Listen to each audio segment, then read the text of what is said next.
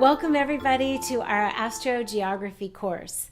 I want to tell you what it is, why astrogeography is so helpful for bettering our lives. I want to talk about the planets, their different angles, and how you can do this for yourself at any given point in your life. So it's liberating and empowering, and I'm so excited to be able to make such a vast topic palatable and usable and easy for you. So first, what is astrogeography? Well, first of all, it's called astrocartography, the astrology of place.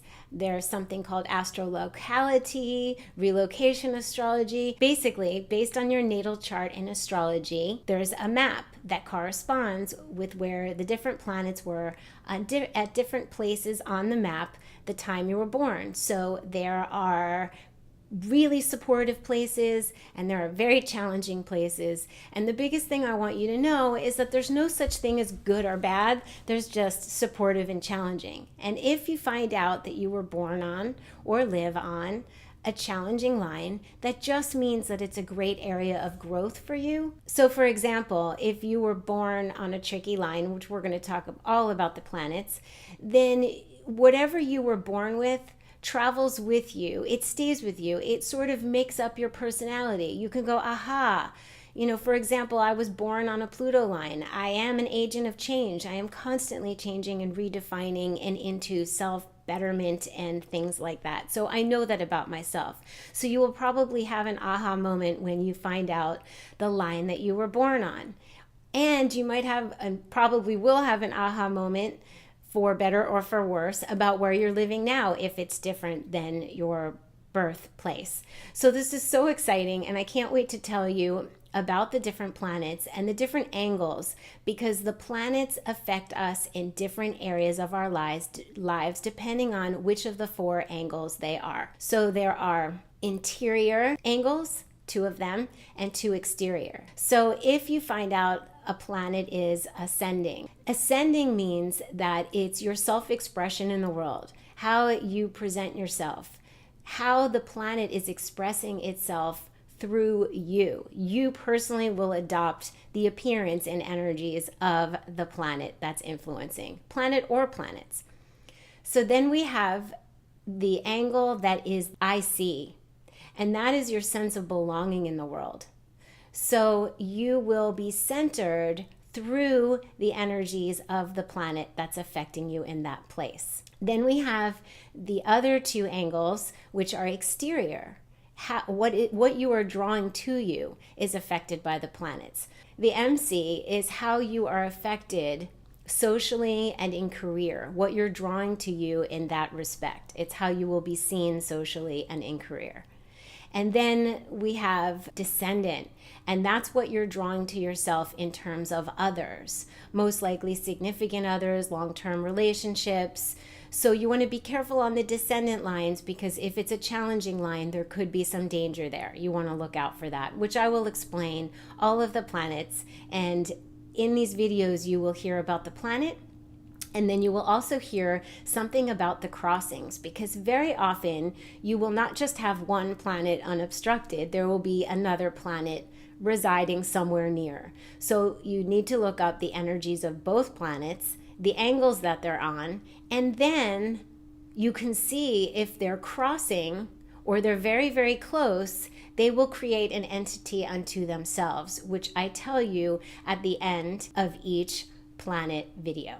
You will hear about the different crossings with that planet. So hopefully I will have given you enough information to look up where you are, for example, see the different energies that are affecting there, and then be able to look up each planet and know the ways in which they cross each other. Now the crossings I need to explain, because we're not going to get into latitudes. We're mostly talking about longitudes of the planets, but there is something called latitudes, and they are affected by the planetary longitudinal crossing. So for example, if Venus and Jupiter are crossing, hallelujah, then it will send energy. So you have a crossing.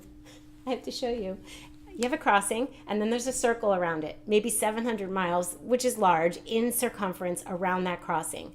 From that crossing's energy, it will send energy latitudinally around the globe and affect you.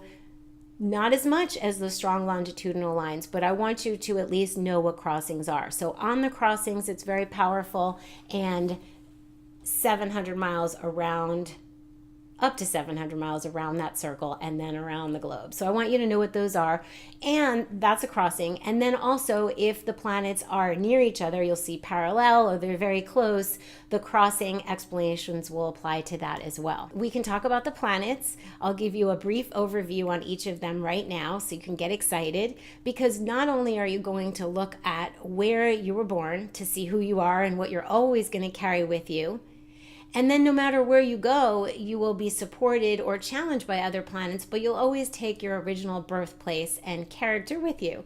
And then you will be able to look at where you're living, where you want to travel to. Maybe you're going to relocate. We can talk about that. We're going to talk about that. And then there's another way to look at this. Like, let's say you see in the descriptions of the planets the sun, and you want fame and reputation, and you want to be seen for what you do. Then you can go to your map and look at where the sun lines are for you. You can pick which area of life you want the sun to be shining on you. And if you can't visit or relocate to that area, I will be talking about the different ways in which to harness the energy of that place to bring it on home, to your body, to your thoughts, to your actual home, to your clothing, and different ways to kind of bring in that energy. So I want to say here that when you are looking on the map, and let's say you find sun on the midheaven, and that's what you want because you want career, you want to finally be seen for what you're doing, and you see that it's somewhere you're not going to live. But perhaps there's a place along that line that appeals to you in that imagery from that culture, pictures of that place, music, food from that place. You eat it, you look at it, you listen to it, you think the thoughts of that energy, and you can bring it. That's the kind of day and age we're living in, that you can bring it on home. So one of the most important things and reasons that astrogeography is available to us now, and I call it astrogeography only because Jim Lewis kind of came out with it in the 70s, and he trademarked the name astrocartography. So if you are using an actual astrocartography map, then you call it astrocartography. But if you're using astro.com, they're calling it AstroClick Travel. Somebody else might call it the astrology of place. Somebody else might call it astrogeography. So it's all the same thing, it's just what you're calling it. One of the most important reasons that I'm compelled to give this information to you, that I've been working so hard on it and absorbing it and figuring out a way to make it palatable, is that it is such an important way in which to understand what's going on with us and literally have a geographic fix if we can, or have an energetic fix. So never before in time have we been able to have a computer program where we could just click the button and find out that we're living on a Jupiter line, or where we can go to live on a Jupiter line. Never before have we had those capabilities, and never before have we been able to live all over the world. Most of the time in the past, people lived where they were born and didn't dream of having, before trains and planes and jobs in different places and a reimagination of life. Now we get to do that. So oftentimes people are moving away from their birthplace. And on top of that, we get to do business wherever we want. So we can tap into that Jupiter energy by doing business, Jupiter on the midheaven. We could tap into Sun on the midheaven, hopefully by doing business, communicating via email, wherever in the world we want to. The same goes for love, right? We can join a dating service in the area where we know we can find love, and we can meet somebody from that area. Or how about even communication? So I'm going to go through each of the planets, and so we get to look at what's going on for us now, where we're dreaming of going, and also bring in some of that energy, because in this day and age, there's no time to waste. It's kind of an emergency. Like, we get to make our lives better now.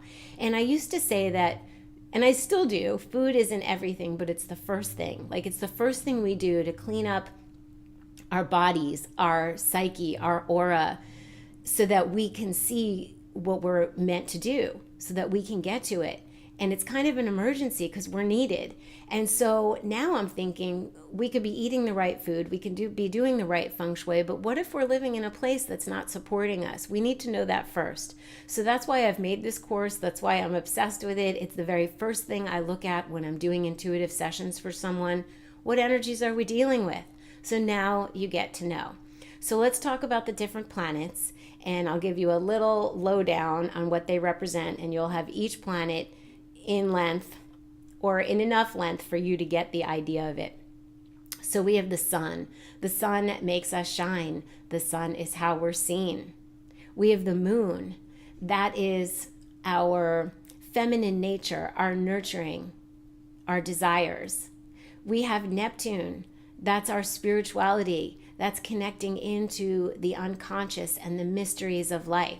We have Mars. That's aggression, energy in regards to achievement.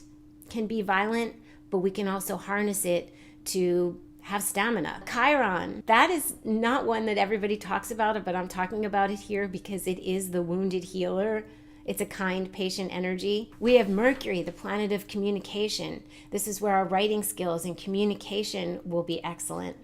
We have Jupiter, the planet of fortune, blessings, abundance. We have Venus, the planet of visual beauty and love and affection, style and the arts. We have Uranus, the planet of surprises and rebelliousness and changing society. We have Saturn, which is the taskmaster planet. Saturn makes things hard, calls us to task, discipline, order, rules, delay. And then we have Pluto, the planet of death and transformation, of death and rebirth. So we're going to take a look at all the planets a little bit, get an idea, get a feel, and then we're going to be able to manipulate our lives, much like with food. When we manipulate, if we eat fruit, we feel high and happy. If we eat rooted vegetables, we feel rooted to the earth. If we want to tap into our spirituality, we look to Neptune. If we want to shine like the sun, we look to the sun. If we want to concentrate, be attractive, and have beauty and see beauty, we look to Venus. So exciting. I can't wait to get started. Let's go. Let's go visit the planets.